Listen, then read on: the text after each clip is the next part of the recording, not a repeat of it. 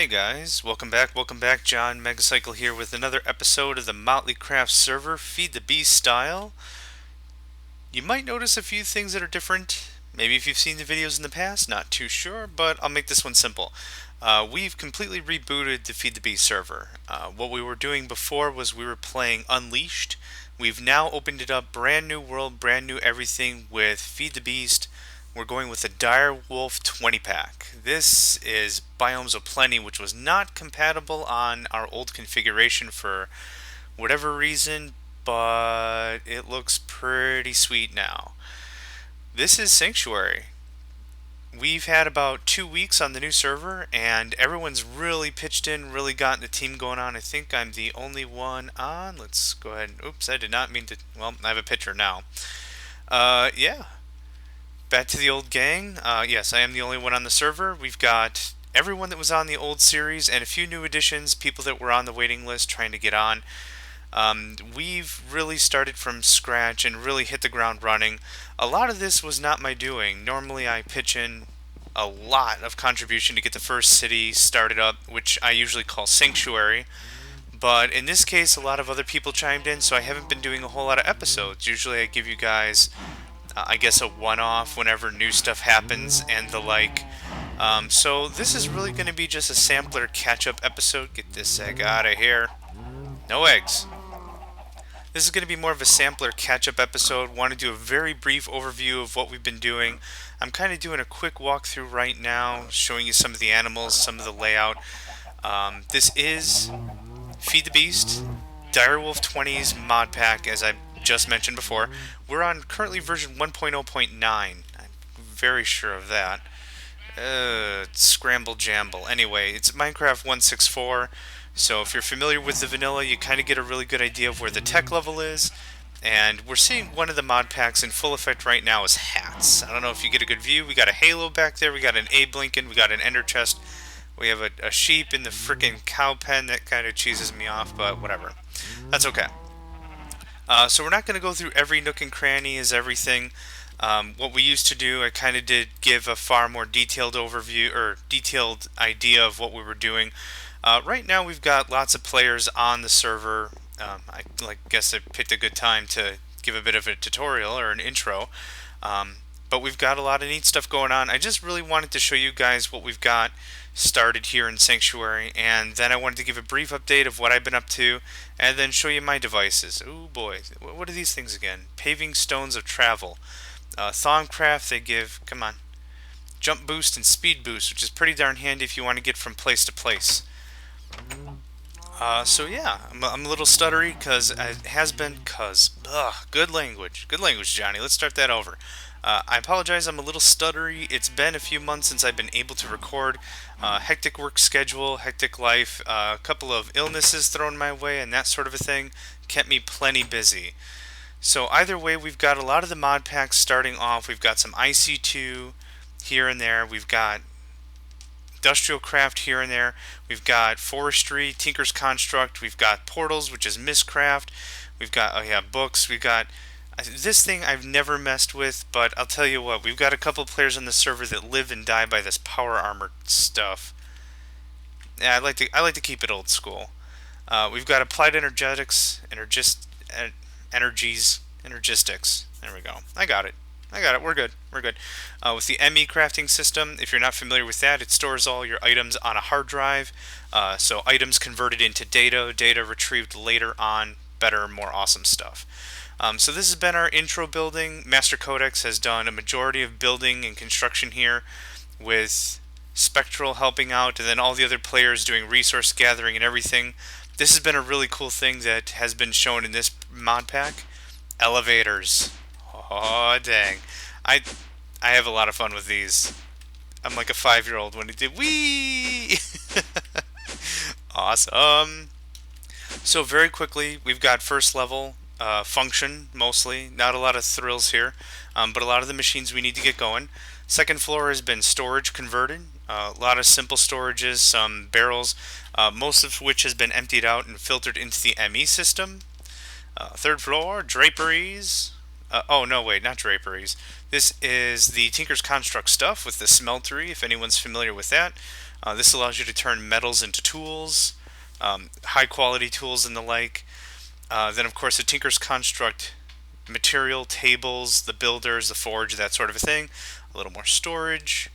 I don't know what the crap that exactly is. I need a bit of a tour myself, to be honest. Miscraft, which is very nice. So we've got a very good coverage on a lot of the mod packs. And then down here we've got a lot of the Mine Factory, Applied Energetics with the ME system itself, and then a lot of the automatic crafters over here. I believe Spectral and Master Codex are the two that are responsible for doing all that, which has been pretty amazing. You know, I don't even know how that stuff works. I like to be technical. I enjoy to be a very technical player, but there's a lot of times, especially with like Minecraft, I like to just have fun playing the game.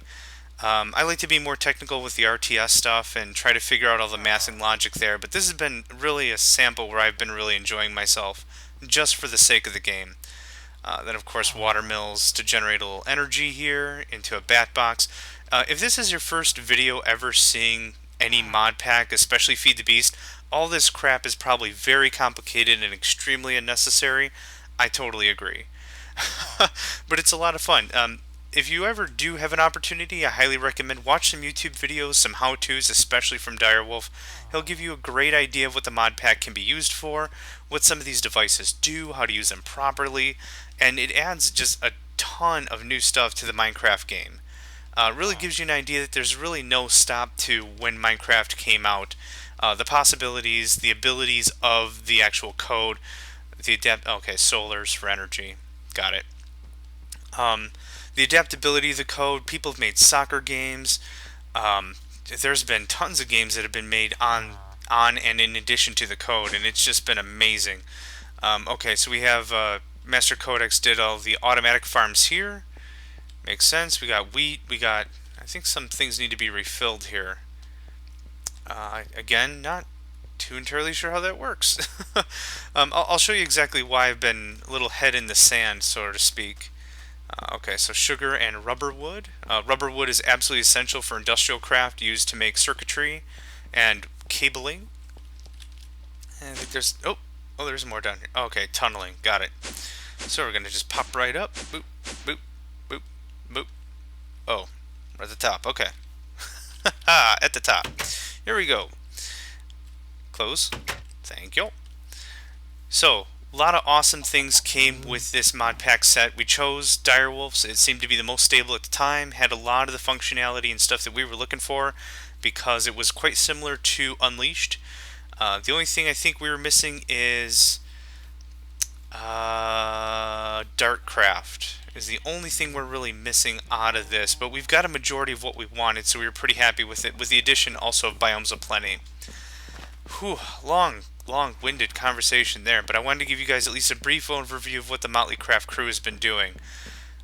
This is Joshimus Prime. He's been working on this little tree garden here, which has turned out quite nicely. He's got a good variety, kind of treated as an arboretum of sorts.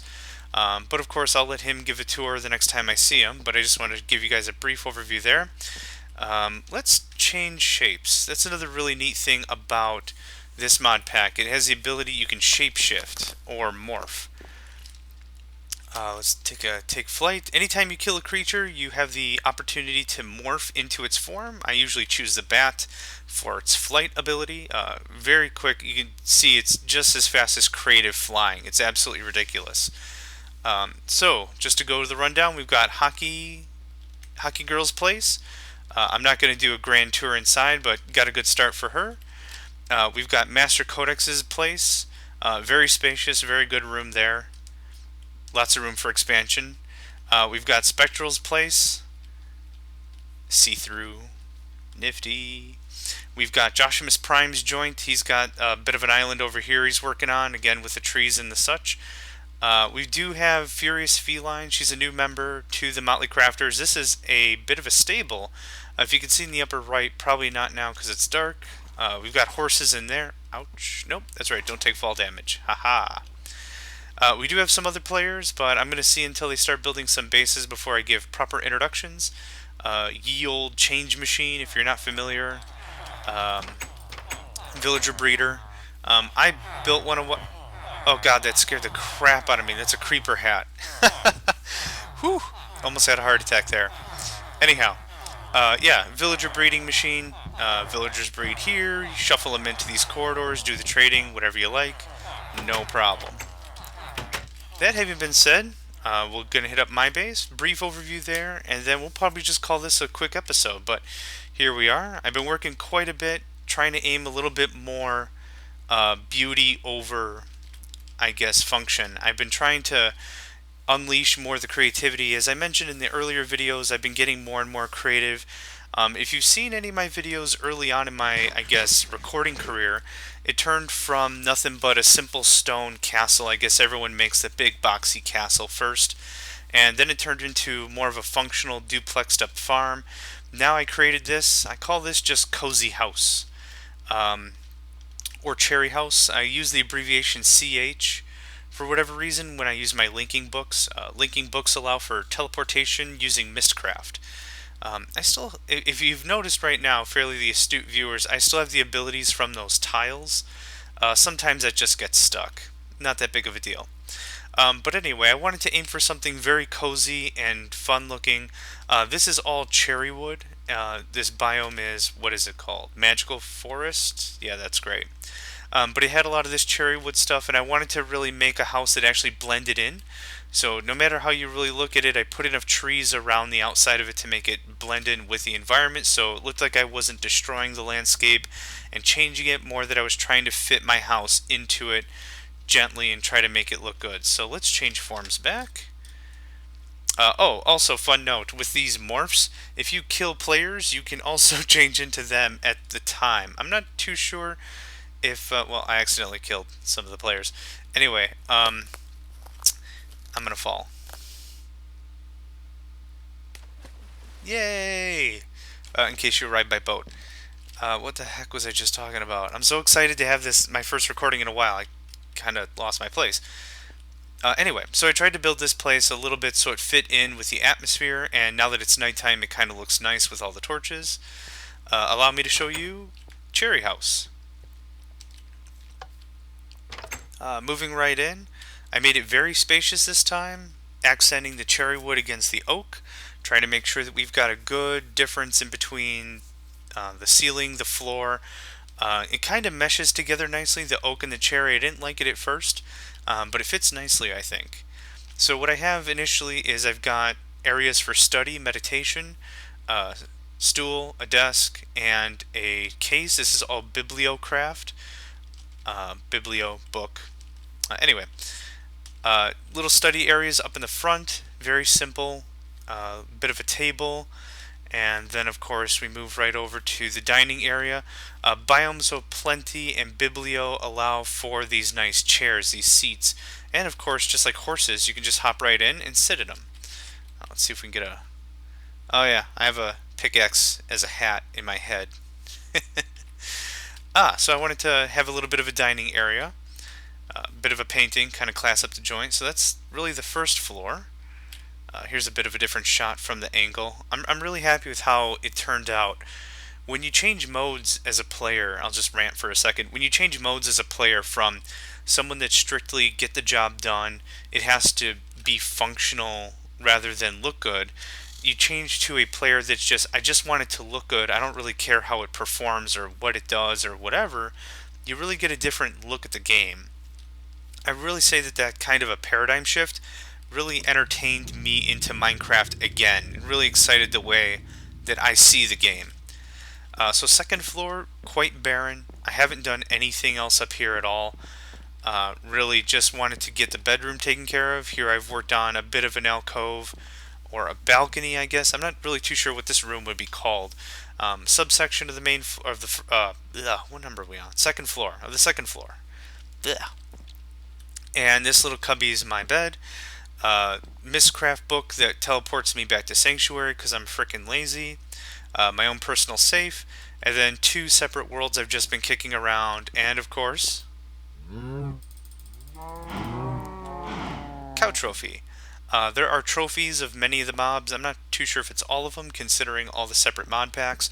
But when you click on it, see, that happens sometimes. I just randomly get leather.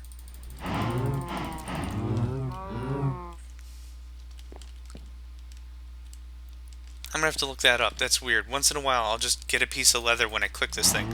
But anyway, when you click on the cow, or I mean cow in this case, it makes the noise and I guess sometimes drops leather. So let's just call this a quick night. So many mod packs to update. There we go. This clear glass is definitely a nice touch from Tinker's Construct. I like it far better than regular glass where you have the white screeches in them, or the sheen, or however you want to say that, in the middle of it. This is clear through and through, and it looks great. Going on with the phrase of moving to more of an aesthetic kind of a feel, as opposed to something that just needs to function and do a job, I've really been able to open up. I've made a back garden here. And I've really made this sort of a Japanese style kind of a retreated area. That's kind of the mix I had with the cherry wood and using the raw wood on the outside. I kind of aimed for that kind of an idea when it came to that architecture. Let's do a quick lap around the house and then we'll come back to the backyard. What I've done is I tore all this stuff up, kind of made it rough. I made it rough like this so that way it wouldn't look too refined when it was just dirt everywhere. Added a few torches and replanted the cherry wood, which gives it a really nice touch. Kind of surrounds the house really nicely with a bit of a grip of nature. See, it feels like the house belongs here. Then of course I added a few water features here, just real simple things. And then of course if you're familiar with any of these mod packs, there's magnum torches. Magnum torches I think are critical to maintain a peaceful area. What they do is they provide a nice radius of enemy spawn. Let's try that again. It provides a radius that cannot be spawned in by enemy mobs. It's a sphere of protection, really. That's how I should have just phrased it. So instead of just placing it, what I did is I built a little shrine surrounding it. So it kind of looks like it also belongs there, like if it's a video game and you stumble upon it, like an RPG you're playing. Oh, tap here to gain all your health back. Whee! Magic restored, moving on with life, that kind of a thing. So I kind of built it as a little shrine, and there's another one in the backyard we'll see as well. Again, I kind of maintained using the stone lamps from Railcraft. I thought they were a really nice addition to the actual building itself. So just a quick take a peek at the back. Really happy with how it turned out. We're going to do a quick lap around the backyard and then we'll probably call this an episode right here. Nice little walkway, little bridge. Made a little meditation area, water that comes in through. With the chairs, good for conversing. Sets of 2, so master and student learning the lessons of the day. Another simple shrine back here again. Shrine of Mob Protection. Just wanted to make it kind of RPG-ish. I like the way that it's styled out. Not too gaudy, pretty simple, straightforward stuff. I'm just delighted how it turned out. Now this is something I've been working on for a little bit. I'm not too sure if many people have played the old Super Nintendo game Secret of Mana, or Mana, or however you want to pronounce it. I've heard Sacred of Mana, Secret of Mana, Secret of whatever. Either way, long story short, there's an overpowering tree that controls, protects, heals, does a lot of the things that keeps the world the way it needs to be. Creatures grow, people live, people thrive, people learn and understand and gain new knowledge all through the power of the tree. The tree is the health of the planet. In this case, I wanted to make a new mana tree. Realistically, there are 8 seeds that go with the storyline. So this is one of the seeds planted. I was going to write a bit of a backstory and that sort of a thing, but this is the cherry wood, and let's just take this as a bat and do this a little bit. So what I wanted to make was a massive tree. Now this is quite large. Let's get some specs here. 70 on the ground to, let's say, 95. Because I have that layer of dirt. So that's pretty big. That's 25 bits high. Did I say 70 or 79? I already forgot. I think 70. Yeah, okay. So it's quite high, and then what I'm going to do is I'm going to take a bunch of these cherry trees and plant it up as it goes around. So we've got a very large bush of the cherry tree. Now I don't want to plant 100% of the blocks myself, but it's probably going to have to make sure that the leaves don't decay. But either way, what I really wanted was I wanted to build something around a very large tree, and I tried that in the last season, building my base in between the two redwoods. But I kind of neglected it as I was working on the arena with Master Codex, trying to get that ready for Rotorhead since we built that for him. But what I wanted to do is I wanted to build something that was good, and I didn't want to totally swamp out what Joshimus was doing, but I wanted something that kind of worked with the Secret of Mana theme, and we've got a pretty mighty base here.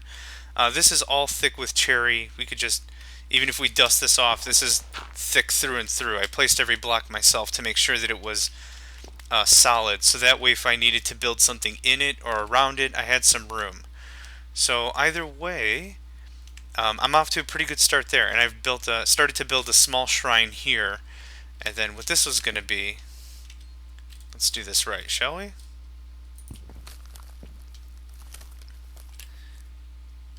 Sword.